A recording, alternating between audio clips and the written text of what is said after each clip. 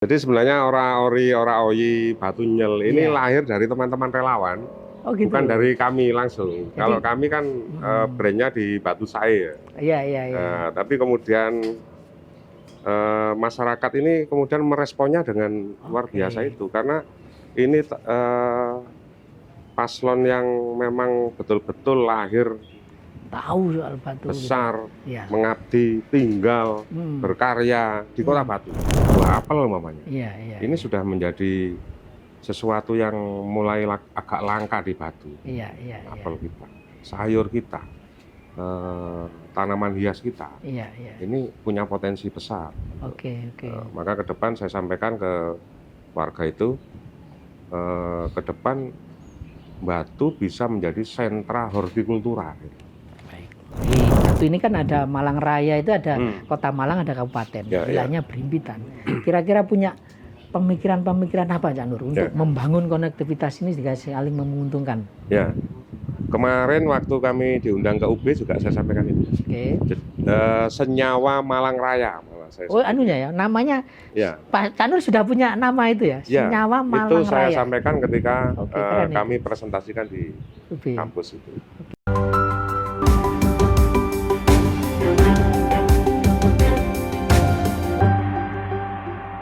Assalamualaikum warahmatullahi wabarakatuh. Tribuners dan pemirsa harian Surya dimanapun berada, pasangan Nur Rahman dan Heli Suyanto dinyatakan unggul dalam Pilwali Batu 2024 menurut hitung cepat maupun real count KPU sementara dengan perolehan suara lebih dari 50%. Menarik sekali, kita ingin tahu lebih dalam tentang Cak Nur, panggilan Nur Rahman. Karena beliau mengawali karir dalam hidupnya mulai benar-benar dari bawah. Dari tukang sapu hotel, pegawai Pemkot, honorer Pemkot Batu, kemudian menjadi pengusaha, terjun di politik, sampai kemudian menjadi pimpinan dewan, dan sebentar lagi akan menjadi orang nomor 1 di Kota Batu. Saya Tri Mulyono, pemimpin redaksi Tribun Jatim Network, kini sudah bersama Cak Nur. Assalamualaikum warahmatullahi wabarakatuh, Cak Nur. Salam sehat. Wah, siap, luar biasa. Terima kasih. Selamat atas keunggulan Cak Nur di Pilwali Batu 2024. Terima kasih. Cak Nur, sebelum kita ngobrol lebih lanjut, saya ingin tahu, pernahkah Cak Nur membayangkan hari ini akan tiba gitu ya, atau bercita-cita menjadi orang nomor 1 di Batu? Dan ketika kemudian hasil quick count menyatakan Anda unggul, apa yang Anda rasakan pertama kali, Cak Nur? Ya, alhamdulillah. Sebenarnya memang saya pernah bermimpi begitu ya, mimpi untuk menjadi kepala daerah di Batu. Itu sejak saya terpilih sebagai anggota DPRD. Tahun berapa itu, Cak Nur? Di tahun 2014 pertama kali. Ya, 2014. Di periode pertama saya terpilih sebagai anggota DPRD itu, ketika kami memulai interaksi, memulai tugas dan fungsi kami, ternyata saya berpikir bahwa kalau modelnya seperti ini, ya, saya tidak bisa totalitas membela aspirasi masyarakat, karena DPRD ternyata hanya sifatnya rekomendasi. Maka di saat itulah saya menancapkan dalam batin saya next harus menjadi eksekutor, menjadi eksekutif, supaya bisa lebih leluasa di dalam mengambil kebijakan yang memang betul-betul untuk rakyat. Jadi didasari keinginan untuk mengubah lebih baik Kota Batu begitu ya, Cak Nur ya waktu itu. Dan ketika kemudian beberapa hari yang lalu dinyatakan unggul, apa yang kemudian di benak Cak Nur dan perasaannya saat itu? Tentu bersyukur ya. Yang pertama wajib bersyukur, terima kasih juga pada masyarakat Kota Batu yang memberikan kesempatan kepada kami, putra daerah, untuk berpartisipasi dalam proses pemilihan kepala daerah. Dan alhamdulillah atmosfernya di masyarakat yang kami temui memang luar biasa. Jadi motivasi mereka, spirit mereka untuk mendorong kami Nur Rahman Heli ini betul-betul ada ketulusan begitu. Jadi ada ketulusan. dan ketika pertama kali itu apa yang dilakukan Cak Nur? Kalau boleh tahu ya, begitu tahu, wah ini saya unggul gitu. Apa yang dilakukan waktu itu Cak Nur? Ya sujud syukur pasti, Oke. sujud syukur pasti kami Ya, ya. karena proses ini tidak mudah. Ya, Prosesnya yang saya jalani adalah sangat panjang, maka begitu hari H kemudian hasilnya kami bisa mengetahui dan itu validasinya Ya. melalui tim kami itu ya. Valid ya. valid, maka kami sangat-sangat bersyukur dan berterima kasih pada masyarakat. Ke depan. Iya. Cak Nur, kalau ngelihat tagline dan slogan Cak Nur ya, ora ora ori, ora oyi gitu ya, nyel, batu nyel gitu ya. Batu nyel. Itu kan seolah-olah menunjukkan bahwa saya ini loh yang paling tahu soal kota Batu gitu. Nah, itu sejauh ini kemudian yang dikomunikasikan dengan masyarakat itu efektif ya Cak Nur untuk Efektif, meyakinkan bahwa efektif. saya orang Batu gitu. Efektif ya. Hmm. Ya. Jadi sebenarnya ora ori, ora oyi, batu nyel ini Iya. lahir dari teman-teman relawan, Oh gitu. bukan dari kami langsung. Kalau kami kan brandnya di Batu Sae ya. Iya, iya, iya. Tapi kemudian masyarakat ini kemudian meresponnya dengan luar Oke. biasa itu karena ini paslon yang memang betul-betul lahir Tahu soal Batu besar, gitu. Ya. mengabdi, tinggal, berkarya di Kota Hmm. Batu. Jadi justru dari mohon izin, Iya. saya kira tidak berlebihan kalau kami Iya, kemudian iya. mendeklar, teman-teman relawan mendeklar ya. sebagai batu nyel begitu. Kalau Iya. nggak ori, nggak oyi itu memang saya kira nggak berlebihan. Jadi ini justru aspirasi dari masyarakat Betul, yang memang Betul. menginginkan betul. pemimpin di 5 tahun depan ini orang-orang Batu Ya, asli ya, gitu ya, ya, Cak Nur. betul. Cak Nur, Betul. ini kan sekian bulan belusuan, bertemu ribuan orang Ya. gitu ya. Selain itu, memang harus orang Batu. Apa yang sebetulnya diinginkan masyarakat Batu, Ya. Cak Nur, untuk wali kota 5 tahun ke depan? Ya, jadi kerinduan masyarakat Batu ya, Ya. terhadap sosok putra daerah yang menurut masyarakat itu dipersepsikan sebagai orang yang paham akan teritori, kemudian potensi, peluang ke depan. Ya. Ini alhamdulillah ini match kemudian ditujukan dengan kami dan kami masyarakat itu menilainya begini. Ya. Cak Nur sama Mas Heli itu sudah beberapa periode di gedung dewan, artinya dinamika bagaimana proses pengambilan kebijakan Ya. itu tentu kami sudah terlibat, Ya. tahu celah, tahu seberapa komitmen, seberapa kesungguhan. Ini saya potret betul dengan Ya, Mas ya. Heli di situ. Ah, Masyarakat kita itu yang pertama karena mayoritas di Kota Batu ini kan petani. agraris ya. Ya, agro. petani. Hmm. Maka ini yang menjadi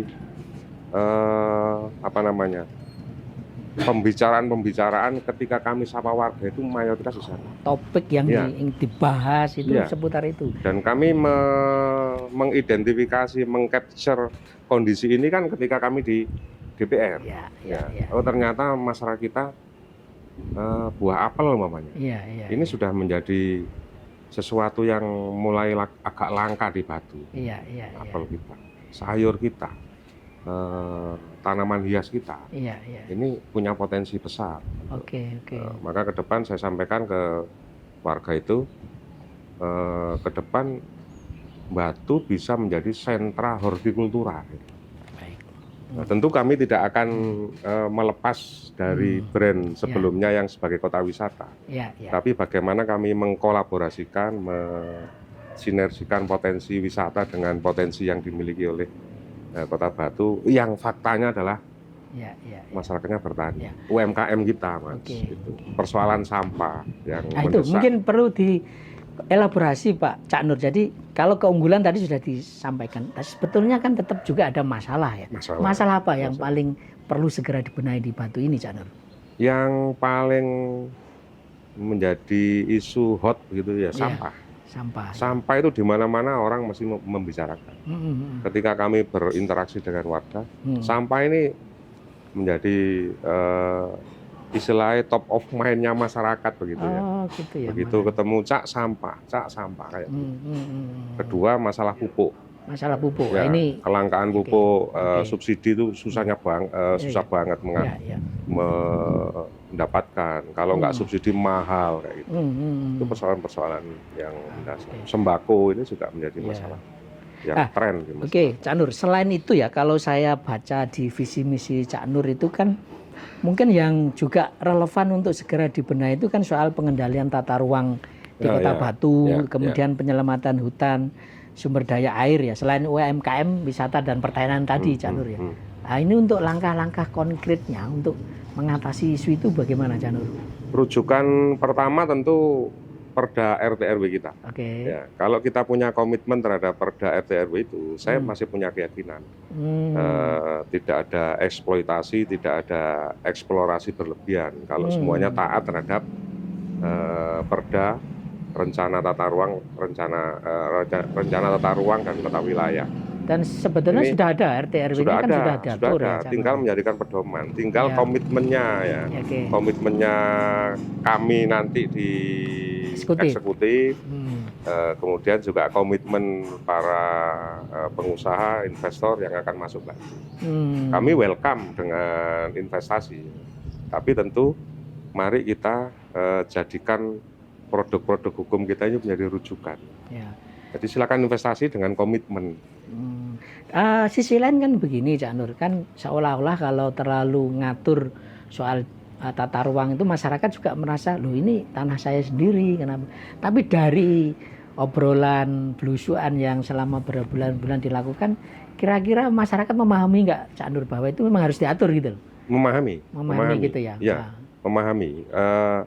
Karena perkembangan kota yang semakin pesat ini kan ya, harus ada kebijakan-kebijakan pemerintah yang konkret. Maka ya. RT RW itu adalah rujukan konkretnya kebijakan pemerintah. Maka di situ ada wilayah yang memang harus dilindungi.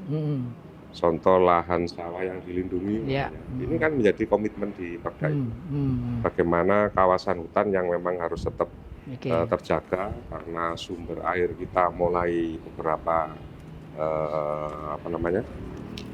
mengecil, debit airnya. Ya. Nah, ini kan butuh komitmen sungguh-sungguh. Karena ke depan kebutuhan-kebutuhan terkait alam kita ini harusnya betul-betul mendapat porsi kebijakan yang sangat-sangat proporsional. Jadi, ini butuh keseimbangan, Batu. Betul. Keseimbangan. Sudah titik bahwa kita memang harus lebih tegas ya, Cak Nur, lebih tegas untuk harus lebih antara pembangunan, investasi juga. Contoh begini, mohon maaf kalau saya sebut hitam putih, pengembangan kawasan perumahan, silakan. Selama itu memang RT RW-nya sudah memang sesuai peruntukan. Kedua, komitmen terhadap ruang terbuka hijau. Ya, ini juga harusnya menjadi komitmen para investor. Sehingga mana PSU, prasarana utilitas yang memang menjadi kewajiban pengusaha untuk menjaga, memberikan, dan ditanami pohon-pohon. Ini kan keseimbangan yang kita butuhkan. Nah, di situ saya kira. Jadi investasi welcome, tapi komitmen terhadap kuncinya di situ ya, komitmen untuk tetap menjaga kelestarian. Tetap harus ada ketegasan kalaunya. Cak Nur, yang sekarang juga penting ya soal konektivitas antar daerah, Cak Nur. Di Batu ini kan ada Malang Raya, itu ada Kota Malang, ada kabupaten, wilayahnya berimpitan. Kira-kira punya pemikiran-pemikiran apa, Cak Nur, untuk membangun konektivitas ini juga saling menguntungkan? Ya. Kemarin waktu kami diundang ke UB juga saya sampaikan itu. Senyawa Malang Raya. Namanya. Pak Cak Nur sudah punya nama itu ya? Senyawa Malang Raya. Itu saya sampaikan ketika kami presentasikan di kampus itu. Selama ini kan judul besarnya kan Sinergi Malang Raya gitu ya. Atau Integrasi Malang Raya. Nah, saya punya kalimat lain, Senyawa Malang Raya. Ini lebih intim ya, lebih menyatu ya. Karena sesungguhnya kulturnya kita mirip-mirip. Batu ini kan ya pecah nih Toko Malang kan. Maka ya sebenarnya karakteristik penduduknya, kultur, budaya dan sebagainya, itu saya kira sangat-sangat erat banget, ada kedekatan banget. Maka Senyawa Malang Raya tentu semoga ini ya menjadi komitmen 3 kepala daerah, karena itu kebutuhan hari ini. Ya, ya. Kebutuhan ini bukan sekedar keinginan kami untuk mendorong, tapi ini kebutuhan Malang Raya. Ya, ya. Bagaimana rezeki yang masuk Kota Batu ini punya impact ke kabupaten dan kedua Kota wilayah. Malang. Ya, ya, ya, ya. Contoh yang lain adalah umpamanya ke depan kalau pengolahan sampah ini dilakukan bersama, Ya. saya kira sangat-sangat visible kalau kemudian ini menjadi sebuah produk yang atau industri yang bisa dikelola bersama oleh Malang Raya. Lokasi bisa di mana, tapi suplai sampah yang tiap hari 120 ton ya kalau tidak salah di Batu itu, ini kalau dibuat produk tentu bisa jadi nggak cukup. Kontinuitasnya bisa nggak terjaga. Tapi kalau kemudian Malang Raya mengintegrasikan di sini konsep penyelesaian sampahnya, jadi nilai ekonomi saya kira yang luar biasa. Menjadi sebuah industri yang punya nilai manfaat. Ya. Cak Nur, ini kita tahu Cak Nur ini kan diusung selain PKB oleh Gerindra, partai yang saat ini presidennya adalah dari Gerindra gitu ya. Artinya begitu terpilih ini sudah dinyatakan sudah ada kontak nggak Pak Cak Nur dengan petinggi atau bahkan Pak Prabowo sendiri? Ya belum. Oh, belum ya. Belum dengan Pak Prabowo belum. Tapi dengan petinggi-petinggi Gerindra misalnya dan Gerindra PKB sudah ada sekjen Gerindra sempat komunikasi, kemudian sekjen dari kami sendiri PKB juga sempat menyampaikan. Kira-kira apa Pak Cak Nur kalau boleh tahu harapan atau apa ya istilahnya PR yang harus dijalani Cak Nur dan ya, kalau secara Mas personal tetaplah menjadi Cak Nur dan Mas Heli. Oh gitu ya. Beliau-beliau ya. Jadi yang uang kalau, batunya lagi mau ya. Ya kalau personal itu. Kalau ke depan tentu program-program ketahanan pangan yang menjadi salah satu komitmen Pak Presiden itu tentu harus kami terjemahkan dan implementasi di Batu. Dan itu Batu menjadi sentralnya kan dengan konsep ada makan siang gratis, bergizi gitu ya, konsep ketahanan pangan gitu. Mungkin bisa cerita lebih rinci Cak Nur, kira-kira untuk mewujudkan ketahanan pangan itu di Batu seperti apa? Ya, Batu kan tadi saya bilang sebagai sentra hortikultura ya. Jadi ada sayur. Maka nanti secara teknis itu ada semacam pemberian kewenangan kepada daerah supaya kami bisa memanfaatkan produk-produk yang ada di Kota Batu menjadi bagian dari program Pak Presiden itu. Ya itu. Ya, apelnya, buahnya, sayurnya, susu, gitu ya. Dan produk-produk yang lain. Cak Nur, ini kan Cak Nur sudah diunggulkan berdasarkan hitungan cepat maupun real count KPU sementara ya. Nah, ini sudah ada komunikasi dengan dua pasangan calon yang lain Cak Nur sehingga bisa dirangkul untuk bisa mengakselerasi pembangunan Kota Batu. Tentu kita harus melakukan recovery ya Mas Tri ya. Recovery pasca pilkada, maka semua kekuatan harus kita rangkul bersama untuk bersama-sama membangun Batu. Itu paling utama yang harus kami lakukan. Nah, komunikasi dengan paslon, kami mencoba komunikasi melalui telepon, melalui WA, sudah kami lakukan. Dan yang terpenting mereka sudah mengucapkan selamat apa belum ya? Ya, ada beberapa melalui media. Sudah menyampaikan Mbak Kade, Mas Dewa, Mas Gum, ini juga sudah menyampaikan ucapan selamat, terima kasih tentu kami mengapresiasi dan tentu ide-ide luar biasa dari kedua paslon ini harus kami integrasikan sebagai upaya menyatukan seluruh pemikiran yang luar biasa untuk Kota Batu. Jadi mereka juga meskipun tidak Batunyel, tapi mereka juga memang punya ingin agar Batu ini maju kan begitu ya? Iya betul. Jadi kami mengenal beliau-beliau melalui paparan visi misi di debat KPU 3 kali itu ada beberapa hal yang menarik untuk bisa kita sinergikan dengan paslon. Kami sangat welcome pada Mbak Kade, Mas Gum untuk bisa bersama-sama kami Nur Rohman Heli untuk membangun Batu dengan ide gagasan yang kemarin sudah disampaikan kepada publik. kita Cak Nur. prinsipnya begitu. Ya, ini pertanyaan terakhir Cak Nur. Siap. Kita tahu kasus korupsi ini masih menjadi momok bagi sejumlah kepala daerah. Ya. Dan ini kita tidak ingin Cak Nur yang memang digadang-gadang sebagai putra daerah memajukan Batu, kemudian terjerat kasus yang serupa. Strateginya Cak Nur agar tidak terjadi yang tidak kita inginkan itu. Ya, yang pertama untuk menghindari kasus korupsi ya tidak korupsi kan gitu. Oke, ya. Maka jangan dekat-dekat dengan potensi korupsi, itu yang pertama ya. Tentu komitmen dari seluruh penyelenggara, para perangkat daerah, semoga bisa menjadi sebuah kesatuan utuh.